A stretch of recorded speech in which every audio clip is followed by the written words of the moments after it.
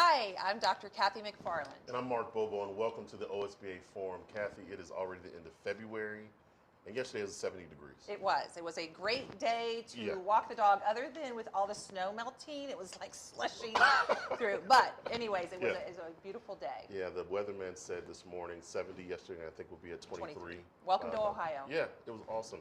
We just got back from Dallas. We did. At the OSBA National Conference. How was your experience? It was great. I went to a couple learning sessions, big sessions on AI, about the future of our artificial intelligence, not only in education but in the workforce. And then a really intriguing session on, unfortunately, the shortage of teachers and what we can do about getting teachers into the industry and then retaining the teachers that we have. So some really great information that we will be sharing with our members as we move through the next couple weeks. You know, when I was in Dallas, I had the opportunity to talk about leadership, and yes, you presented. I did. They let me say a few words. Yes, I got some good feedback. He did well. It was a good room, but it was so interesting as you're talking to people how they look at the lens of leadership from various perspectives. And what I took away from it is every leader has the capability to move people and move the dial. They just have to have the efficacy to do that. So it was a good time in Dallas. And then last night, we were some friends at Ross Pike ESC, and they were talking about that same subject. How do we retain teachers? How do we retain bus drivers? So those things are happening. Yeah, across the nation. Yes. That's the thing about going to a national conference is that you understand that it's just not only in your backyard. That's right. So it's good times, but it's good to be back home in Ohio. It is good. And as always, it's great to be here with you at the OSBA Forum. As always, your association is committed to keeping you informed of the happenings within public education. You know, in our work, we're often asked, what is the future of education in Ohio, and how can public education remain relevant in today's world? And as we discussed last month, Kathy, with Director Steve Dack, and the needs of education and workforce are ever evolving.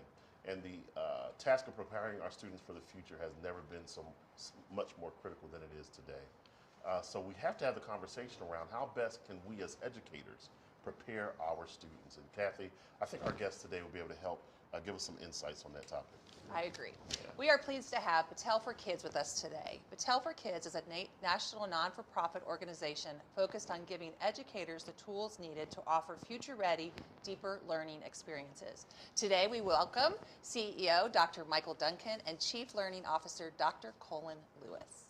Dr. Duncan joined Battelle for Kids in August of 23 as the organization's president and became the organization's third leader. He has a proven track record of leadership in the education sector. Dr. Duncan was one of the longest serving superintendents in the state of Georgia, having been the superintendent at Pike County Schools since 2005. Before arriving at Pike County Schools, he was a high school principal, a high school and middle school assistant principal, and a middle school teacher. I love when practitioners come and visit us. Yes.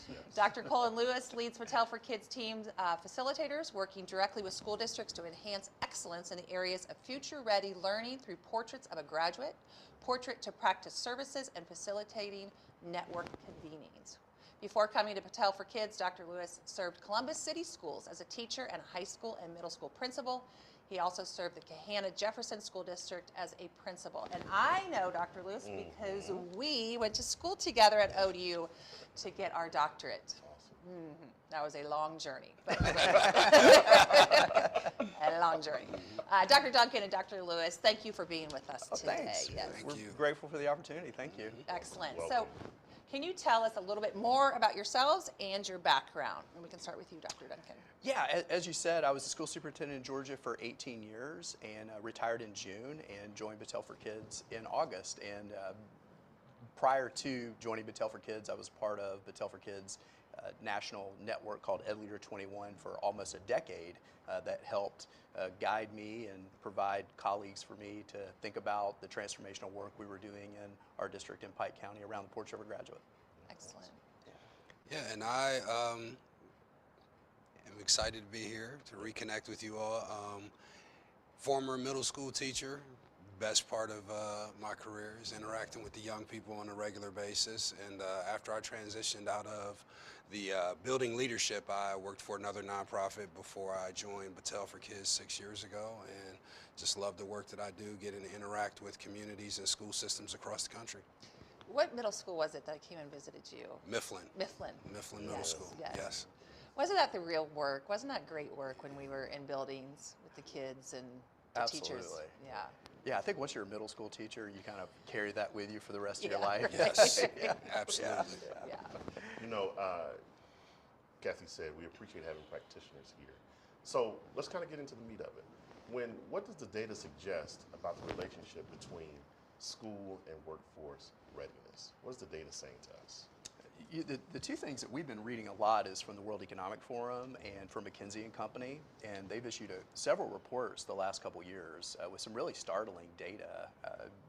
Employers around the country, 60% are citing that there's a skills gap with even entry-level positions. So we find that to be very interesting.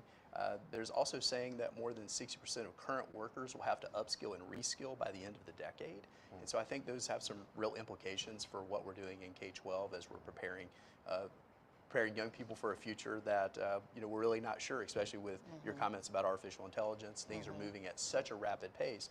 But our employers are already identifying that there's a skills gap. Interestingly enough, we talk a lot about literacy and numeracy, but even the Congressional Research Office says that we need to continue to be focused on literacy and numeracy, absolutely, because that's fundamental and foundational. But employers aren't citing a basic reading and numeracy gap. What they're focusing on is what we often find in our portraits of a graduate, which are durable skills, mindsets, and dispositions that are lacking not only in the current workforce, but in young people entering the workforce. So there's some really startling data. And we understand that there's this huge transition now to, even by the end of the decade, some reports are saying that 50% of all employees will be gig workers or independent contractors. And so, there's a huge question for K-12 is our learning environments creating the knowledge, skills, mindsets, dispositions for people to be their own boss. Yeah.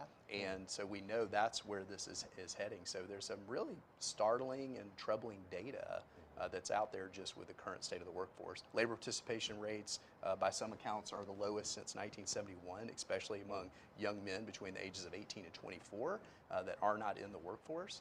And so we have some really serious issues, and we oftentimes in public education want to talk about engagement as the key. But a good friend of mine who is a clinical psychologist says we need to stop talking about engagement and start talking about motivation. Right. I will say from the national conference, they listed the skills that those in the workforce are looking for: emotional intelligence, collaboration, soft skills, flexibility, adaptability. And their question is what we're doing in the schoolhouse aligning with the skills they're actually looking for in the workforce. So that's interesting. Yeah, so if I might, I think there is a disconnect between what the workforce is looking for and what's happening in the schoolhouse, because I think the schoolhouse experience is driven in some instances exclusively by content and not by the additional development of those other skills such as communication, creativity, collaboration, communication, adaptability, and all of those things. And so I think the opportunity in K-12 comes in the form of purposefully integrating those durable skills into the content area so as to provide an experience that prepares students to be future ready. So Now, hold on, I want to interrupt you. Now, and before you go, Yes. all of us sitting here are practitioners. That theoretically sounds great. Practically, in a classroom, it's hard to do those things, right? To get the content, to do all of these things that the workforce would like our students to do. So I just want to give a shout out to the teachers out there who are preparing kiddos for assessments, but being told, hey, make sure that you thread this into your lesson. You're absolutely right.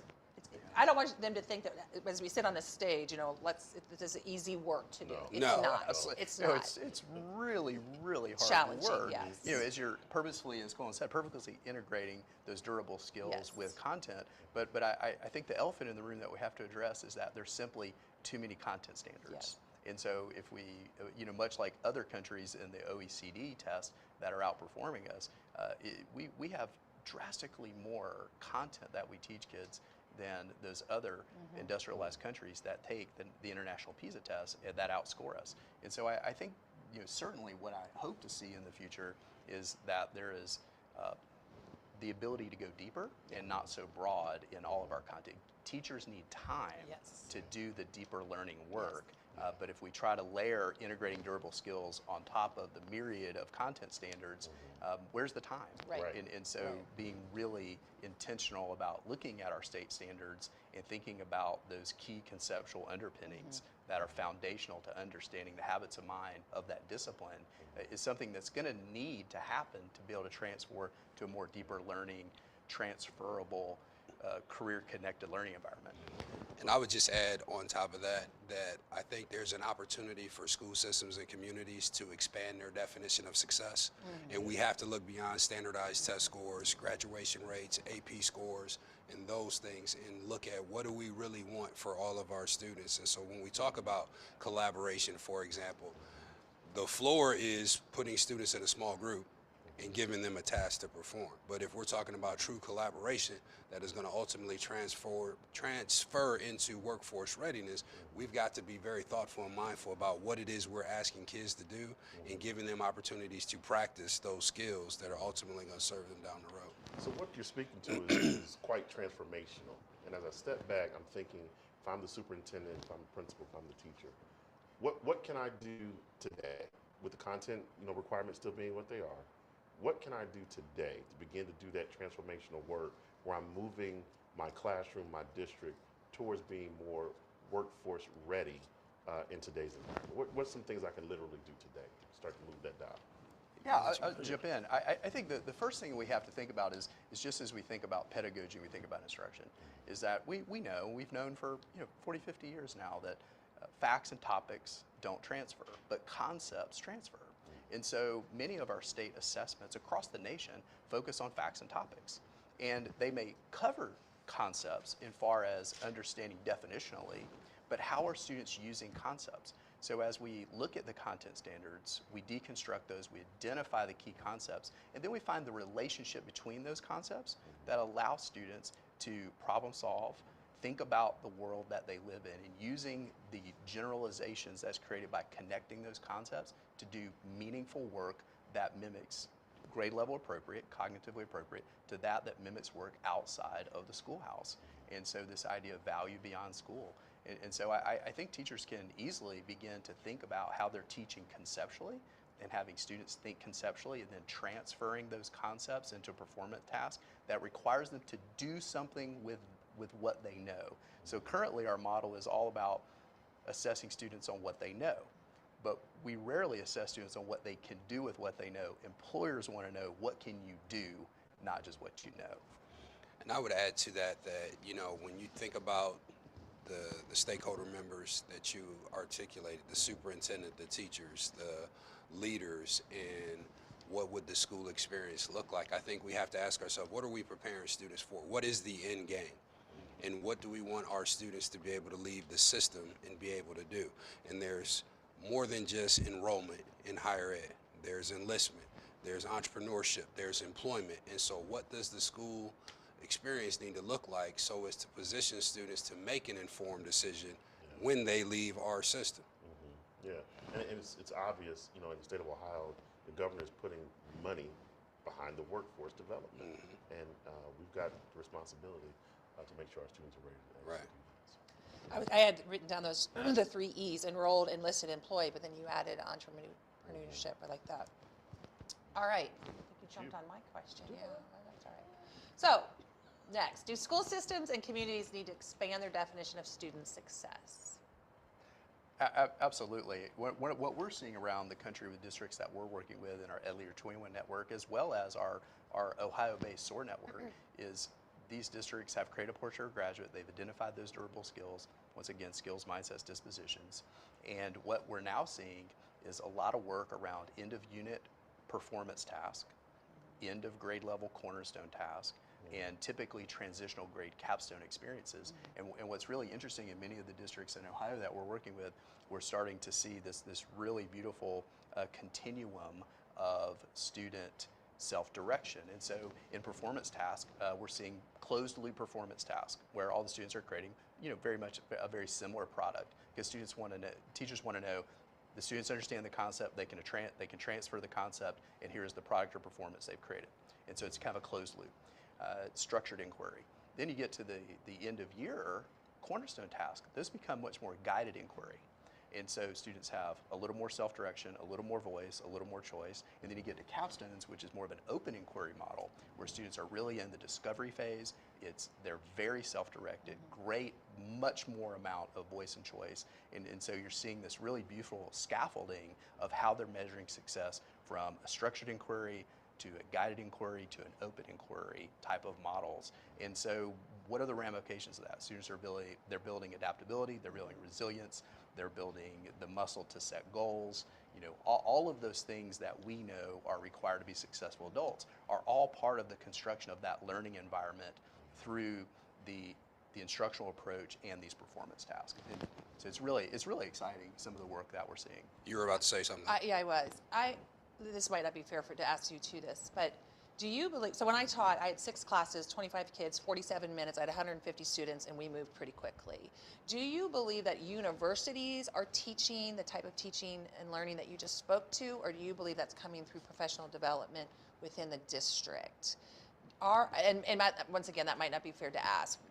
Have you looked at what the universities are doing to prepare teachers to do this kind of work? I don't know that they are preparing teachers to integrate soft skills, durable skills into content area, because you'll hear, and we've all been practitioners, we've heard teachers say, I teach content or I teach math, I don't teach these other things. And so when you think about the higher ed experience and you think about the shift that is occurring with this need for workforce development as a part of the K-12 experience, I think it's going to put an impetus on higher ed to change what teacher preparation, even leader preparation, looks like. Yeah, you have to wonder if that's one of the reasons that we are losing teachers. If you don't prepare somebody to do their job, it's difficult to do your job. So yeah, just in my context, it's been more local professional development that has provided those different approaches around concept-based inquiry, project or problem-based learning, design thinking, your engineering design process in STEM and STEAM courses. Typically, I've seen most of that happening at the local level. You know. Well, I'd like you to expand more on mindsets and dispositions. When you use that terminology, what exactly are you saying in the context of a classroom? Oh man, that's a tricky question. That's a good one. Well, I would say, for example, adaptability, right? I mean, you know, that's a skill. I'm trying to think of a good mindset. You know, a lot of times we talk about academic mindsets, and you know, the research is really clear about what academic mindsets are. You know, I belong in this learning environment. If I work hard, I can accomplish the work. You know, and there's 4 or 5 research-based academic mindsets just around students understanding their personal identity in the learning environment. And a lot of times, you know, we start to talk about dispositions or mindsets or identity, and people, you know, kind of start to get weird. But we do want students to say, I'm a good writer, or I'm good at math, or I'm good at analyzing historical events and making hypotheses about the future, or whatever. Or that I can use failure as an opportunity to learn and iterate and innovate. You know, and what does that look like, and what kind of disposition do I approach that failure with? And do I come with an innovator's mindset? I think the challenging thing is, and I just spent a couple of days with some juniors and seniors, it's not the system that they live in. They need their grades, they need a grade point average, especially if they're going to go on to secondary post-education. And so I think we're asking them to do all of the great things that you just mentioned, but we're also putting them in a system where, because I asked them, I said, what stresses you out? And they said, I got to get a good grade. And it wasn't really about the learning. And here's the thing though, but you asked the question. And I think when we go back to your question about expanding the definition of success, we got to ask all of the stakeholders, what are we trying to prepare kids for? Because if you ask kids, they'll give you the answer. And then it's on you to do something with that answer. And so kids are conditioned to play this game of school where they know, based on what messages is being sent at home or in the school day, you have to get that score. And that score is going to translate into you being able to do these other things. And so we have to say, what else is it besides a score that's going to lead to you being success, to lead to you not being stressed out? Because we know that there are social, emotional challenges that come with this. Yeah, and I think that goes right back to this idea of engagement versus motivation. You can be very engaged, but you can be very compliant while you're engaged. But motivation, what motivates us? Well, things that bring us joy and things that have current or future value. Those are the things that motivate us and that we're going to engage in those things. So it's interesting to me. Once again, I had a friend that said something that was very profound the other day, who's a clinical psychologist, does a lot of work in executive functioning. She said, it amazes me when teachers are surprised that students are not excited to achieve their goals. It's the teacher's goals. It's not the student's goals. And we wonder why students aren't motivated and engaged to achieve the teacher's goals or the school's goals or the district's goals, right? And so how do we begin to create learning environments where student autonomy and student voice and student choice is honored? And once again, not an every day, all day, right? But where are there opportunities throughout the year to allow students to be curious, to engage in discovery around something that's interesting to them? And that's where we build those skills that are going to tie back to employability. That's where we learn from failure. That's where we set goals. That's where we build resiliency. You can't build resiliency unless you engage failure, but we have almost manufactured or designed failure out of the system. But failure is necessary to build resilience, and resilience is necessary to have hope. And that's what we want, is we want to have hopeful children and hopeful communities. And so many of these things can be addressed by just rethinking the learning environment. And once again, it doesn't have to be a revolution and a radical change, but where are there opportunities throughout the year to allow students to be curious, to allow kids just to simply be kids? With Battelle for Kids being a national nonprofit company, you all are traveling the country quite a bit. What are you all seeing as far as success stories in regards to student re-engagement and motivation? Where are you all seeing success in that across the country? Well, you were talking about student success, but I want to chime in just real quick on teacher success. And one of the things we've done, some very informal data collection, very informal polling, and the districts that have implemented Portrait, the districts that have gone deep in transforming to a deeper learning design, once again, that purposeful integration of rigorous academic content and durable skills to products and performances that have value beyond school, it's the teachers. There's not a teacher shortage in those districts. And that has been really interesting to me. And once again, you may say, okay, well, these are probably wealthy, affluent suburban districts. No, they're not. They span the spectrum. And so we were at a conference just a couple weeks ago and had the opportunity to talk to 6 superintendents that had a portrait, were engaged in deeper learning in their district, in instructional transformation. And we asked them, do you have a teacher shortage? What's your attrition? And they're like, no, we're good. And I think that's a great place to start, right? I think that's a great place to start. And so once again, I'll let Colin speak to the students, but I wanted to make sure we talked about early on that point around teacher attrition and the teacher pipeline. And this once again puts teachers in a new role. So now they're designers and they're guides and they're curators. They're not necessarily having to be content experts giving content every minute of every day. When he refers to Portrait of a Graduate, can you explain to the audience what that is? Sure. That is where a school system and a community come together and they identify what are the skills, literacies, and mindsets that we believe that our students need to be future ready.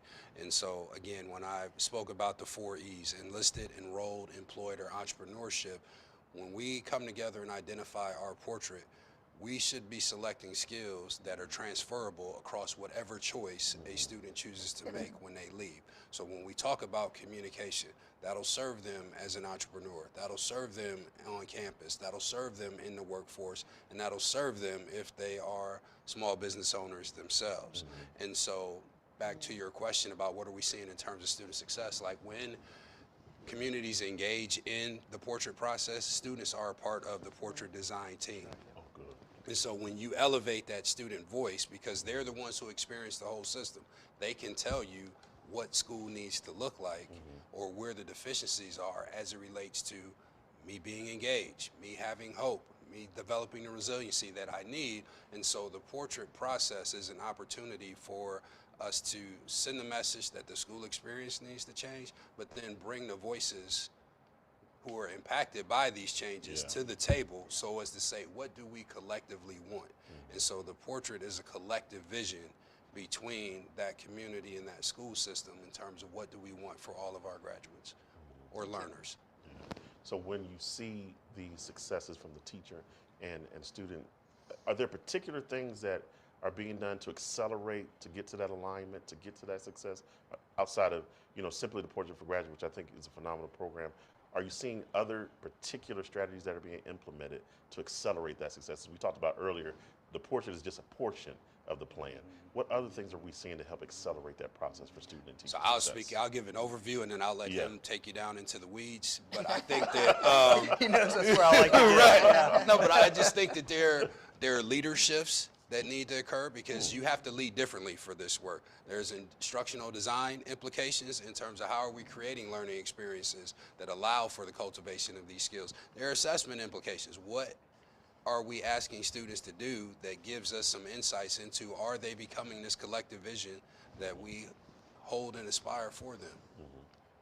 Yeah, I was just going to say, even just thinking about just some of the things that we're currently seeing here in Ohio. We're seeing learning expos where learning is being made public to the community, and that's really powerful because a lot of times, even with districts across the country, and I would add this is whether you're in Southern California, you've adopted a portrait, or whether you're in Maine, they look very similar.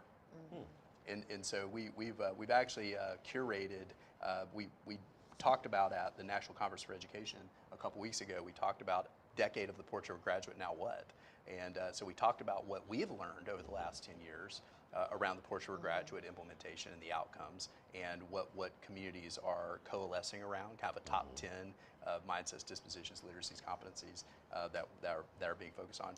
But I would say one of the biggest things that I've seen that is really propelling districts forward is they often have a community event where they adopt the portrait, but then a lot of communities don't continue to co-create and co-construct with parents and with the community as they think about what the implications for that instructional redesign is going to look like, what is assessment redesign going to look like, what is the schedule, what is the calendar, and so making sure that the portrait isn't the only co-creation collaborative event, but that we're getting and elevating those voices of students, parents, community members all along the journey as that portrait graduate becomes that lever to think about all the different grammar of schooling that must be changed. And so a friend and I, we had identified at one point like 10 significant shifts that can occur because of the portrait of a graduate. And thinking about the way that it changes how you budget, how you staff in professional development, how you think about courses, how you think about course schedules, how you think about your calendar, how you think about your technology. And so we really love the portrait as that lever that begins to transform the way we think about school differently. And I don't think that you don't have to have a formal process.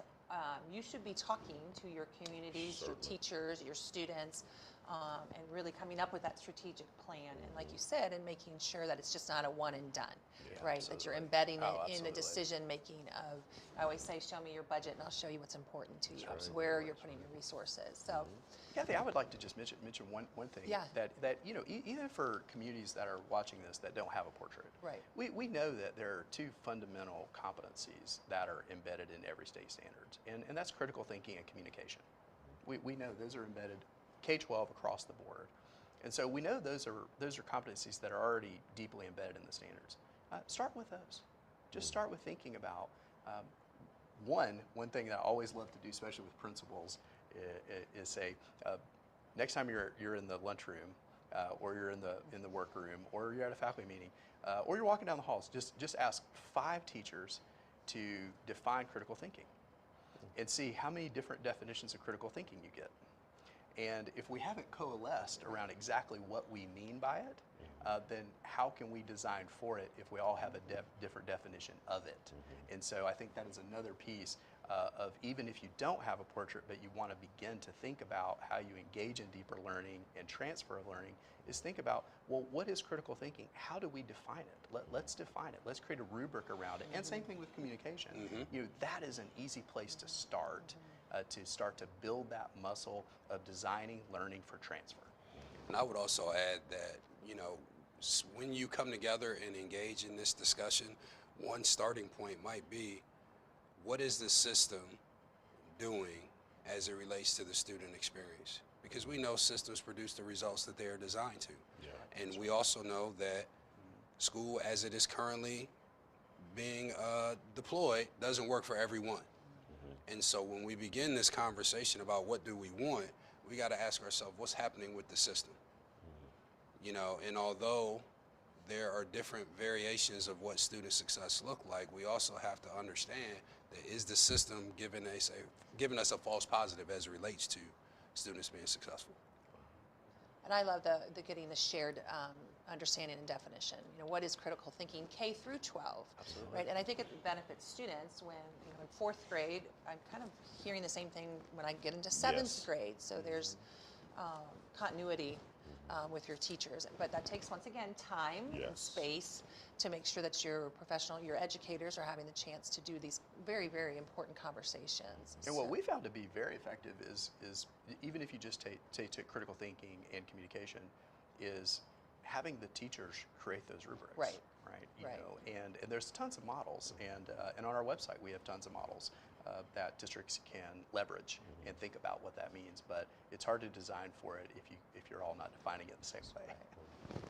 All right, so if there's one thing you'd like to leave our audience with, one thing, what would that be?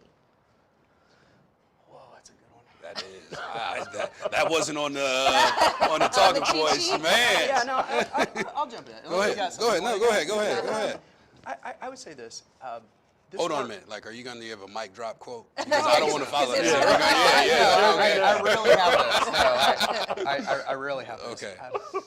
I think what I would say, and just really putting my superintendent hat on and putting my practitioner hat on, and thinking about my journey over 11 years of thinking about instructional transformation and the Portrait graduate and preparing students for life beyond school. This work is really complex. It takes time. It's a marathon, it's not a sprint, it's an evolution, not a revolution. But the most important thing I would tell people is you can't do this work alone.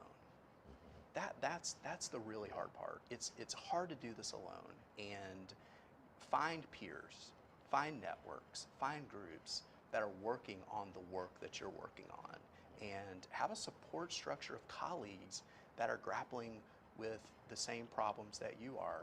And I could say that the greatest joy of, other than just interacting with a wonderful community and a wonderful district that I served for 18 years, was the relationships I made through my professional associations, through my external networks like Ed Leader 21, that provided me with peers who were working on the work that I could call and ask questions, and who've just become lifelong friends. And so, whether you're a school principal or whether you're superintendent, it can be a very lonely job.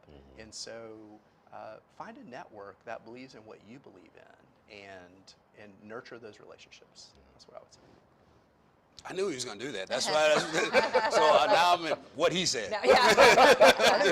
There is the answer. No, but the one thing I would say, and everything that he just said so eloquently, is that we have to rethink school. And what does that experience look like? And what is the end game that we want for everyone who comes through the doors? And I would say this, guy, just try something. Yeah. Just try something. I think what we see a lot of districts is they want to map it all out. Yeah. And honestly, I'll give you a good example. In my district, we implemented the portrait. We had rubrics. We started designing cornerstones and capstones and transitional grades. And then we adopted a deeper learning instructional framework, only to realize that our teachers struggled in unpacking the standards to identify the fundamental concepts that were embedded in those standards, and then to understand the relationship between those concepts and the standards. So we had to call a timeout and back up for almost 18 months and do that work. And so it's not a linear, it's not a linear process. It's very messy. But just try something, do something, and that will uncover something, and then do something else, and it will uncover something. And so I would just say, hey, just get started. Just, whether, and there's a lot of places to start. Certainly we would love everyone to start with a portrait because we've seen how successful that is. You could start with end of unit performance task. You could start with a project-based learning initiative. You could do a learning expo. You know, there's so many ways just to begin the work and just try something and let that uncover your next steps. If you think you're going to have a clean plan, that you're going to, this year we're going to do this, this year we're going to do this. I promise you, after 11 years of doing this work in my district with a school board that was 100% supportive and 100% amazing, and a community that believed in what we were doing, 11 years, and I could have spent 11 more years and probably still wouldn't have been where we wanted. But once again, it's not a destination, it's a journey, and we know that every single year the outcomes for students we're better and better and better every single year. And there's always this idea that if we start focusing on durable skills and we start focusing on performance tasks, that the standardized test scores are going to decrease. That is not true. We have not seen one case in all of the districts we've worked with that started focusing on durable skills, integrating those into the content standards, where standardized test scores did not go up. And so I think that's really important that we just name that and say that out loud. Always like to tell my folks, we can walk and chew gum at the same time. We can teach the content standards and we can integrate durable skills at the same time. I love that when somebody comes and says, I want to do something. Just do something. Just do do something. something. Just move Try it. forward. Yeah, yeah. Dr. Duncan, Dr. Lewis, thank you so much for joining us today. It was good. This is very good. That's because, you know why? Because we're talking to practitioners. Yeah. Have you ever noticed how? Definitely a different conversation. Yes, right. No, you know, the information that was shared today, we leave hopeful and motivated. Our kids are going to succeed, and I believe you've given us tools today to help our membership begin on that track. We're going to try something, we're going to do something, and we're going to uncover some things. So thank you all for being here today, Kathy. Another great conversation. Absolutely. I mean, it just proved how important board members, teachers, admin, how important the adults are to the success of our students. When adults get better, students benefit. Awesome, awesome. So as always, thank you to our membership for being here today. Thank you for your continued leadership in your local communities. As always, if there's anything that OSBA team can do to help you, please be in contact with us. We're here to be a resource to you, our membership. So have a wonderful day, and thank you for being here at the OSBA Forum. Thank you.